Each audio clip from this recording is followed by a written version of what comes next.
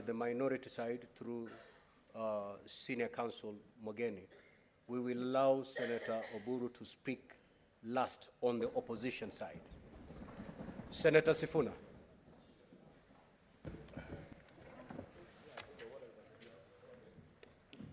Thank you, Mr. Speaker. Allow me to begin, as my colleague has done, by thanking the members of the committee for a job very well done, Mr. Speaker. And that small discussion that was going on about page 11 and its contents, Mr. Speaker, I have only one observation to make. That in fact, Mr. Speaker, we have a rule of evidence that is known as the parole evidence rule, that immediately anything has been reduced into writing, Mr. Speaker, oral evidence is not acceptable to explain the contents of a document.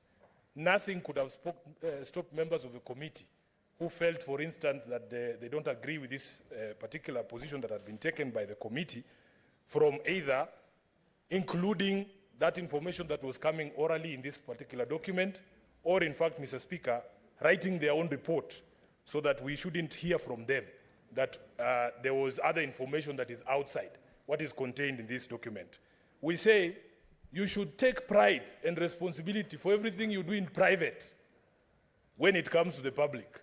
You cannot agree on something in private, then when it comes to the floor of the House, somehow you are embarrassed by some of the decisions that you took. Mr. Speaker, going to the contents of the document itself, I want to laud the committee for giving the people of Siaya an opportunity, a chance for devolution to work for them.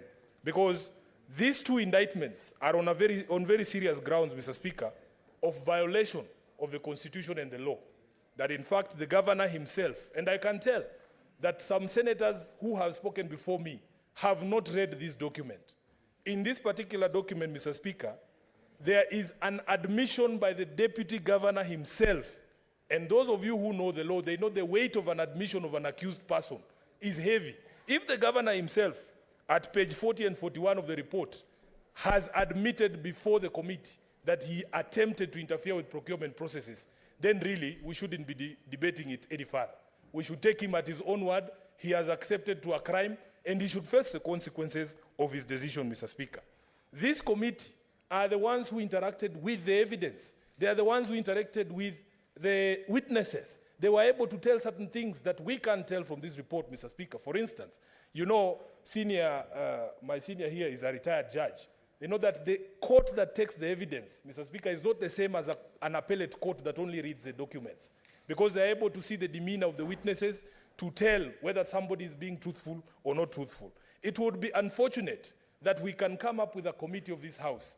They utilize all the resources of the House that they have utilized, all the hours that the clerks have spent, and then when they bring a report such as this one, we want to run away from the report, including, I'm suspecting, some members here who already adopted this report and have not told us anything else other than what we can read here on this document. So I want to thank you, Chairman William Kipkemoi Kisang, for giving the people of Siaya hope that now at least devolution is going to work for them. I want to thank Senator Omogeni, Senator Onyonka, Senator Maanzo, Betty Batuli, Senator Abbas Sheikh, Senator Mwenda Gataya Mofaya, Senator Catherine Muma, Tabitha Mutinda, my delegate, one of my delegates from Nairobi. Thank you for giving the people of Siaya hope that devolution can work for them. Senator Miraj and my friend, Mheshimiwa Chimera, thank you so much for standing with the truth that where there has been a violation of the law, these senators, these distinguished senators will stand for the rule of law. They will stand for the Constitution, Mr. Speaker. Finally, Mr. Speaker, there is a law, my brother, the senator for Kiambu, wants to trivialize the giving of false information by public officers. Mr. Speaker, it is the Constitution under Chapter 6 that imposes this responsibility on us as elected leaders. Mr. Speaker, there is also a law called the Public Officer Ethics Act. It is actually a crime under that act, Mr. Speaker, to give misleading information in public. So you cannot just tell us, because you people in your coalition, you are used to giving false promises to Kenyans, you tell us that you can just retract. That is not the law, Mr. Speaker. You know, we were promised 6 stadia, we never received that stadia. We were promised 1 million shillings, we were never given those 1 million jobs. Mr. Speaker, Order, Mr. Speaker, order, Senator. you must protect me. Senators, Pause my order. time, please. Senator Sifuna, Yes. you are carrying a report. Mr. Speaker. You are carrying a report, Yes. and your debate ought to be confined to the tenets of that report. Okay. I have not seen any study in that report. I have not seen any false promises being addressed in that report. Kindly confine yourself to Mr. that Speaker, report. Mr. Speaker, Let the please. senator be heard in silence. Proceed and conclude. Thank you, Mr. Speaker. There was reference. Senator Chirange. Mr. Speaker, can I be heard, please? Senator Chirange, I'm giving you a caution.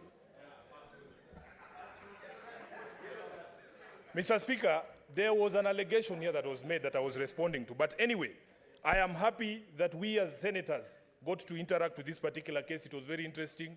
For the first time in my life, I got an opportunity to see what a 1 million shilling chair looks like. Unfortunately, because I was not a member of the committee, I was not invited to sit on it like my brother, Senator Chimera. And I think having sat on that seat is when Chimera realized that resources that are due to the people of Siaya cannot be used for such things. And I applaud the committee for actually saying that this cannot continue, Mr. Speaker. Lastly, Mr. Speaker,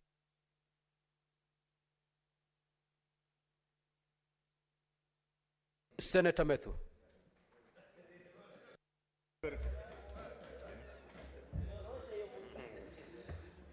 Thank you very much, Mr. Speaker, for according me an opportunity to vehemently oppose this report that has been brought on the floor of this House by the Special Committee. I don't want to spend